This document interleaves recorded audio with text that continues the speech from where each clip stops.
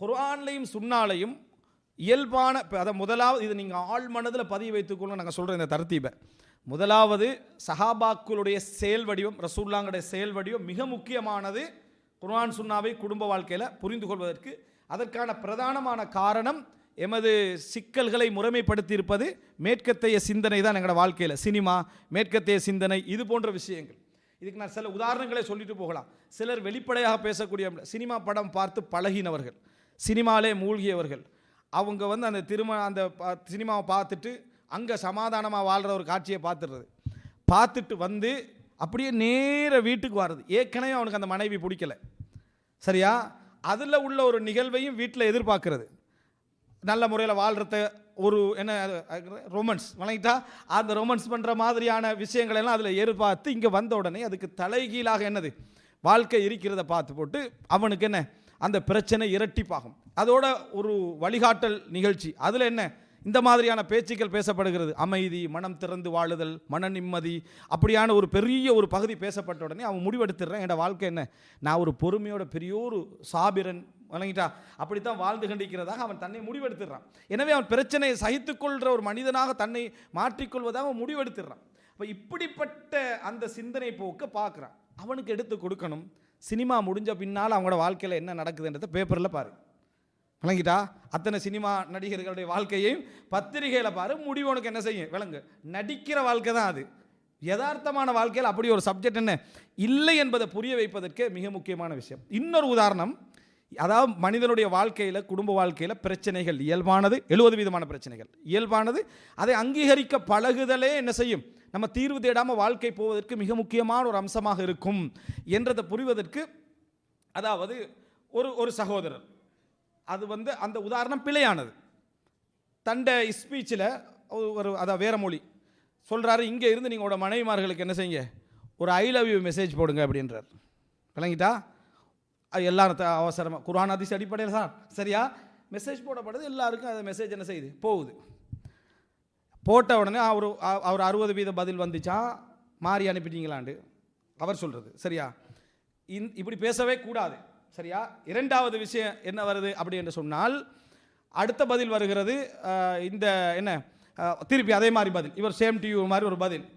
மூணாவது சப்ஜெக்ட் எல்லாம் என்னென்னா, இந்த பதில் ஆன்சர் என்ன செய்யலை, வரல அப்படின்றாங்க. இதை வைத்து பார்த்தீர்கள், நம்ம கடைசியாக எப்போ அனுப்பினோம், என்னதுக்கு அனுப்பணும்னு கேட்குறேன். வணங்கிட்டா? எதுக்கு அனுப்பணும்னு கேட்குறேன்.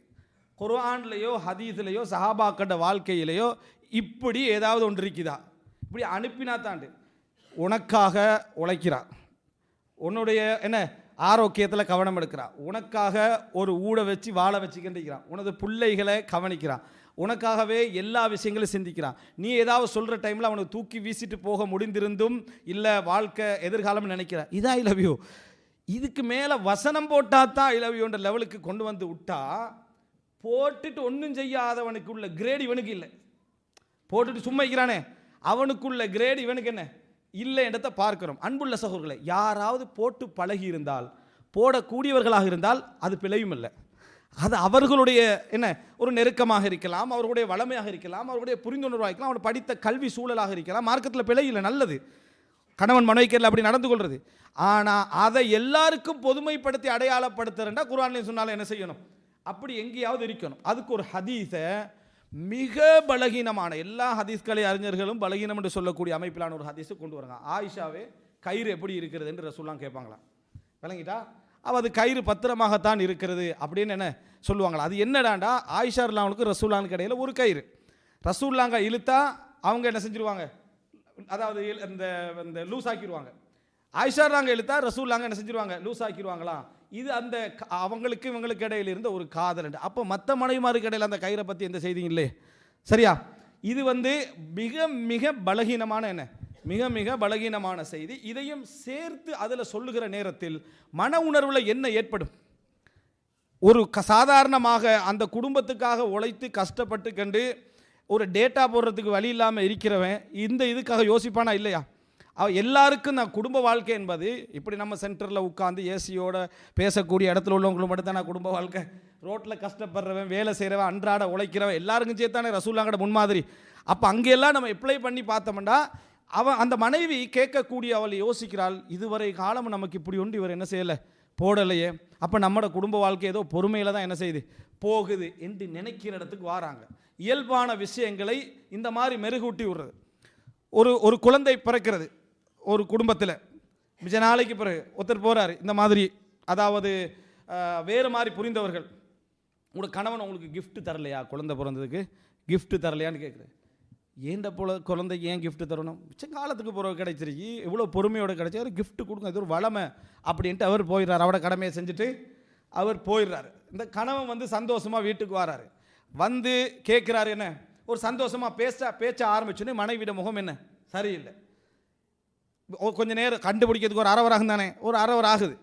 அதுக்கு பின்னால் நீங்கள் எனக்கு பிள்ளைக்கு கிஃப்டே தரலை, ஒரு நாள் இதை மறைச்சிக்கிறீங்க, எதை மறைச்சிக்கிறேன், இந்த மாதிரி gift தராமல் மறைச்சிக்கிறீங்கன்னு சொன்னோன்னு, ஏண்ட பிள்ளைக்கு நான் என்ன gift கொடுக்கணும், அப்படி என்ற குடும்பத்தில் வளமில்லை, நீங்களும் உங்களோட குடும்பத்தை மாதிரி தான் என்ன செய்வீங்க இருப்பீங்க, எதையாவது ஒன்று சொல்ல இது ஒரு பிரச்சனையாகி கடைசியில் வாங்கி கொடுத்துருவோன்னு அவன் போய் என்ன ஒரு கிஃப்ட்டை வாங்கி கொடுத்துட்றான், ஒரு கிஃப்ட்டை வாங்கி கொடுத்துட்றான்.